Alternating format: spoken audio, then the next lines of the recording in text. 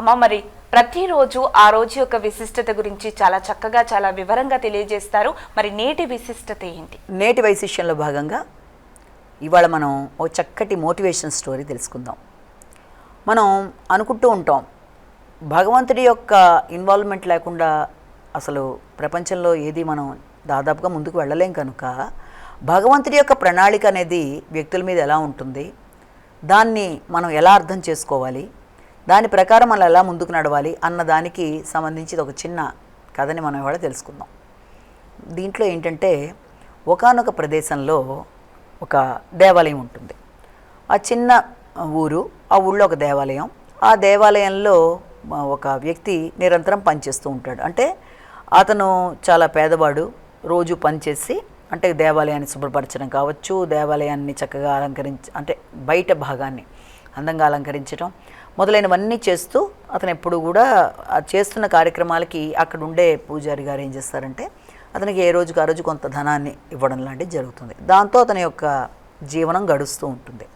రోజు ఇలా అవుతుంటే అతనికి ఒకరోజు అసంతృప్తి అనేది కలుగుతుంది. రోజు నేను ఇంత కష్టపడిపోతున్నాను, నాకు ఏ రకమైన అభివృద్ధి అనేది లేకుండా ఇలా అయిపోయింది కదా. అయితే అనుకుని ఆయన ఏం చేస్తాడంటే ఒకసారి ఏం చేస్తాడంటే దేవాలయంలో అందరూ వెళ్ళిపోయిన తర్వాత భగవంతుడి యొక్క ఐడల్ ఉంటుంది కదా, అంటే ఆయన యొక్క మూర్తి, అక్కడికి వెళ్ళి భగవంతుడి దగ్గర ఎదురుగుండా నిలబడి నేను ఇంత కష్టపడుతున్నాను, నువ్వేమో హాయిగా అలాగే నిలబడి ఉన్నావు, నీవు ఏ రకమైన కష్టం నీకు లేదు, నేనేమో ఇన్ని రకాలుగా కష్టపడుతున్నాను కదా, కాబట్టి నేను నీ ప్లేస్లో నేను ఉంటాను, నువ్వు నా ప్లేస్లో ఓ రోజు ఉండన్నట్టుగా అడుగుతాడు. అది భగవంతుడు చిరునవ్వు నవ్వి నువ్వు మంచిదే, కానీ ఏంటంటే ఇక్కడ నీ ప్లేస్లో నేను నా ప్లేస్లో నువ్వు రావడం బట్టి నా ప్లేసు అంత ఈజీ కాదు. ఎందుకు ఈజీ కాదు? చక్కగా రోజంతా అలా నిలబడే ఉంటావు, వచ్చిన వాళ్ళందరూ నీ నమస్కారం పెట్టేసి వెళ్ళిపోతూ ఉంటారు, అంతమించి నువ్వు ఏంటి ఇక్కడ జరిగేది, కాబట్టి నేను నీ ప్లేస్లో నేను ఉంటాను, అదేం పెద్ద కష్టమైన విషయం కాదంటాడు. కష్టం కాకపోవడం కాదు బాబు, నీకు చూసిందంతా కరెక్ట్ కాదు, ఇక్కడ ఇలా నిలబడి ఉండడం అనేది కూడా నిరంతరం పొద్దునుంచి సాయంత్రం దాకా వచ్చిపోయి భక్తుల్ని గమనిస్తూ ఇలా ఉండడం అనేది కూడా చాలా కష్టమైన పనే అంటాడు ఆయన. అంటే అలా కాదు, కుదరదు, నేను ఎలాంటి కష్టమైనా సరే నేను భరిస్తాను, నేనైతే ఒక రోజునే అలా ఉండాలనుకుంటున్నాను, నువ్వు నా ప్లేస్లో ఉండి చూడు నేను ఎంత కష్టపడిపోతున్నాను అన్నట్టు చెప్తాడు. అంటే ఆయన భగవంతుడి చిరునవ్వు సరే అలాగే కానిద్దాం, కానీ ఒక కండిషను ఏంటంటే ఆ కండిషను ఒకవేళ నా ప్రదేశంలో నువ్వు ఉన్నా నీ కళ్ళ ముందు ఏది జరుగుతున్నా కూడా నువ్వు దేనికి స్పందించకూడదు, ప్రతిస్పందన అనేది నీలో ఉండకూడదు, నువ్వు కామ్గా చూడాలి, సాయంత్రం అయ్యాక మళ్ళీ మనం ఎవరి ప్లేస్లోకి వాళ్ళు వెళ్ళిపోదాం అన్నట్టుగా చెప్తాడు. అలాగే అని చెప్పి ఒప్పుకుంటాడు. సరే మర్నాడు ఇద్దరు కూడా వాళ్ళ ప్రదేశాలు మార్చేసుకుంటారు.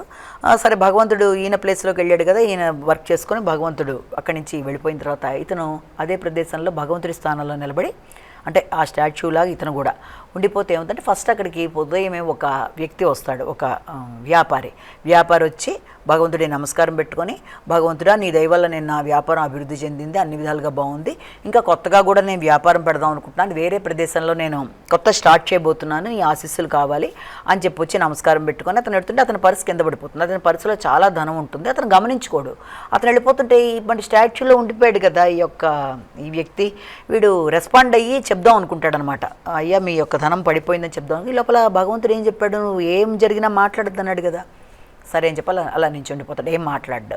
సరే అని చెప్పి అతను అది వదిలేసి వెళ్ళిపోతాడు. ఆ తర్వాత ఇమీడియట్గా ఇంకొక అతను వస్తాడు అక్కడికి. అతను ఏం చేస్తాడంటే అక్కడ జరిగి భగవంతుడితో అయ్యో నేను చాలా పేదవాడిని, నాకు తినడానికి తిండి లేదు, ఓ పక్కన మా అమ్మకి ఆరోగ్యం బాగాలేదు, అక్కడ ఏదైనా మెడిసిన్స్ కొనడానికి కూడా నా చేతిలో డబ్బులు లేవు, నువ్వు నాకు ఏ రకంగా అనుగ్రహించు, ఏ రకంగా నువ్వు సహకరించలేవా అని భగవంతుడిని వేడుకుంటుంటే ఈ లోపల కింద పర్సు కనబడుతుంది. భగవంతుడు అడిగిన వెంటనే నన్ను కనికరించావు, నాకు వెంటనే ఇలాగ పర్సు కూడా ధనాన్ని ఇచ్చావు అని చెప్పి నాకు సరిపోతుంది, ఇది మెడిసిన్స్ కొనడానికి కుటుంబంలో ఆహారం తినడానికి అంత ధనం బాగుందని చెప్పి అతను వెళ్ళిపోతాడు. అతను వెళ్ళిపోయిన తర్వాత అయ్యో అది నీది కాదు అది అతనిదే అని చెప్పాలని ప్రయత్నం చేస్తాడు మళ్ళీ ఈ స్టాచ్యూలో ఉండే ఈ వ్యక్తి. కానీ మళ్ళీ దేవుడు చెప్పాడు కదా నువ్వు కదలద్దు మాట్లాడొద్దని, సరేలే అని చెప్పి ఇంక వదిలేస్తాడు. మళ్ళీ కొంతసేపు పోయిన తర్వాత ఇంకొక వ్యక్తి వస్తాడు అనమాట. సో సెయిలర్ అంటే నా మీద వెళ్ళాలన్నమాట, రోజుల తరబడి వెళ్ళిపోతూ ఉండే వ్యక్తి. అతను వచ్చి దేవుడికి నమస్కారం పెట్టుకొని నేను ఇలాగా సెయిలింగ్కి వెళుతున్నాను, బోట్ మీద నాకు అన్ని విధాలా బాగుండాలంటే దేనికోసం దేవుడు బ్లెస్సింగ్స్ కోసం వస్తాడు. ఈ లోపల అక్కడి నుంచి వెళ్ళిపోయాడు కదా ముందు ఆ పర్సు పోగొట్టుకున్న వ్యక్తి, ఒక 4 భటులతో వచ్చి ఇదిగో నా తర్వాత వచ్చింది ఇతనే అది తీసేసుకున్నాడు ఇతను, అని చెప్పి ఆ యొక్క సైలర్ని చూపిస్తాడనమాట. ఇంకేం మాట్లాడకుండా అతను తీసుకుని వెళ్ళిపోతుంటే ఇక వెంటనే దాంట్లో ఇప్పటిదాకా ఇది చూస్తున్నాడు కదా ఈ వ్యక్తి, భగవంతుడి ప్లేస్లో ఉన్న స్టాచ్యూలో ఉన్న వ్యక్తి, వెంటనే కోపం వస్తుంది అనమాట. ఇదేంటి ఇంత అన్యాయం జరుగుతున్నా కూడా ఇప్పుడు కూడా నేను నోరు తెరవకపోతే ఎలాగా, అసలు అతనికి ఏ రకంగానూ సంబంధం లేదని చెప్పి వెంటనే వద్దనుకున్నా కూడా వెంటనే మాట్లాడేస్తాడు. ఏమని మాట్లాడేస్తాడు వెంటనే, అది అతనికి సంబంధం లేదు, నేను చెప్తున్నాను వినండి, అసలు అది తీసుకున్నది అంతకుముందు మధ్యలో ఇంకో వ్యక్తి వచ్చి తీసుకెళ్ళాడు అని చెప్పేప్పటికి భగవంతుడి యొక్క స్టాచ్యూలోంచి భగవంతుడే మాట్లాడుతున్నాడు అన్న ఇక దానికి ఇంకేముంటుంది, ఎవరైనా మరి ఒప్పుకోవాలి కదా దేవుడు మాట్లాడుతున్నాడంటే. సరే అని చెప్పి వాడు ఏం చేస్తారంటే ఇతను వదిలిపెట్టేసి గౌబా వెళ్ళి ఆ యొక్క బేదబ్బాయిని తీసుకొని వెళ్ళిపోతారు భటులు. అయిన తర్వాత ఈ లోపల ఏంటంటే సాయంత్రం అయిపోతుంది. ఈ లోపల వీళ్ళిద్దరు మళ్ళీ పొజిషన్స్ మార్చుకుంటారు కదా. ఇది చాలా గర్వంగా ఇతను ఏం చెప్తాడంటే, దేవుడి స్టాచ్యూలోంచి బయటకు వచ్చిన ఈ అబ్బాయి, నేను ఇవాళ చాలా మంచి పని చేశాను, అక్కడ ఇలా జరిగింది, నేను ఏదన్నా జరిగిందంతా జరిగిందిగా చెప్తాడు. ఇప్పుడు దేవుడు అంటాడు, నువ్వు చాలా తొందరపడ్డావు, అలా చేయకుండా ఉండాల్సింది. ఎందుకు అంటే అక్కడ అతను చాలా సంపాదించింది అతను కొంత, దాంట్లో అతనిది పోయినా అక్కడ ఆ బీదతని దగ్గర ఏమీ లేదు కాబట్టి అతన్ని అనవసరంగా నువ్వు పట్టించావు. రెండోది ఏంటంటే అతనికి తిండికి కూడా లేక నానా ఇబ్బంది పడుతున్న వ్యక్తికి ఇతను సంపాదించిన దాంట్లో కొంత అతనికి పోయినా నష్టం లేదు, అతను అక్రమంగా సంపాదించింది కూడా ఎక్కువగా ఉంది, కొంత ఇతనికి సహకారం అందేది, దాన్ని నువ్వు అనవసరంగా ఇలా చేసావు. ఇక రెండోది కూడా నువ్వు చేసింది ఏంటంటే ఆ సెయిలర్ పెడుతున్న అతన్ని నువ్వు అనవసరంగా ఇది చేసేసావు. దానివల్ల ఏంటంటే అతను అనవసరంగా అతను బందీ కావలసిన వాడిని కొన్నాళ్ళైనా, ఎందుకంటే అక్కడ ఏదో ఇది రాబోతోంది, దానివల్ల అతనికి ఇబ్బంది జరుగుతుంది, దాని బదులు అతను కనీసం ఇక్కడ ఉండుంటే వీళ్ళు చెరసాలకి తీసుకెళ్ళి ఉంటే అతనికి కొంచెం బెటర్గా ఉండేది, కొంతకాలమైనా అతని లైఫ్ స్టైల్ బాగుండేది. అక్కడ ఆ యొక్క స్ట్రోమ్స్ అవన్నీ వస్తాయి అతను వెళ్ళే ప్రదేశంలో, అలాంటి ప్రదేశంలో నువ్వు అతన్ని మార్చేసావు ఇలాగా, ఇది కరెక్ట్ కాదనేప్పటికీ అతను షాక్ అయిపోతాడు. అదేంటి నాకు ఎదురుగుండా అంటే అతనికి ఏమంటాడంటే భగవంతుడితో, నాకు ఇవన్నీ వెనకాలవి తెలియదు కదా, నేను ఎదురుగుండా చూస్తున్నవే కదా. అదే డిఫరెన్స్ మనం చూసినట్లయితే నిత్య జీవితంలో కూడా మామూలు మనుషులకి అందేది కేవలం ఎదురుగా చూసేది మాత్రమే, కానీ భగవంతుడి యొక్క ఆలోచన ఎప్పుడు ఏం చెయ్యాలి, ఏది ఎలా సాగాలి అన్నది భగవంతుడి ప్లాన్ అనేది ఒకటి ఉంటుంది. ఆయన మనకి కనబడనేది ఆయన దృష్టిలోనే ఉంటుంది కనుక వ్యక్తికి ఏది మంచి ఏది చెడు అన్నది ఆయనకి తెలుసు, ఎప్పుడు ఏం చేయాలని తెలుసు. సాధారణంగా మనలో చాలామంది ఏమనుకుంటామంటే ఏదన్నా ఒకటి మనం అనుకున్నట్టుగా జరగకపోయినా, లేకపోతే మన ఆలోచనలకు విరుద్ధంగా జరిగినా మనకి వెంటనే కోపం వచ్చి ఫస్ట్ భగవంతుని కూడా నిందించేవాళ్ళు ఉంటారు. అంటే నువ్వు నాకేమీ సహకరించలేదు, నీ వల్ల నాకు ఇలా జరిగిపోయింది, నువ్వు అన్నీ చూసి కూడా చూడనట్టు ఊరుకున్నా, అంటే రకరకాల భాషల్లో అంటే వాళ్ళకి తెలిసిన విధానంలో భగవంతుడిని అంటారు.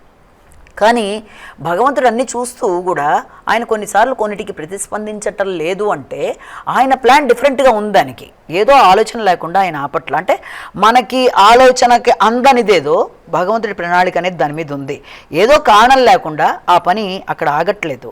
కాబట్టి మన ప్రణాళిక అనేది మన ఆలోచన మాత్రమే, కానీ భగవంతుడి ప్రణాళిక అనేది మనని ఎట్టు నడిపించాలి అన్న ఆయన ప్రకారం పెడతాం కనుక గాడ్స్ ప్లాన్ అనేది తప్పకుండా అది డిఫరెంట్.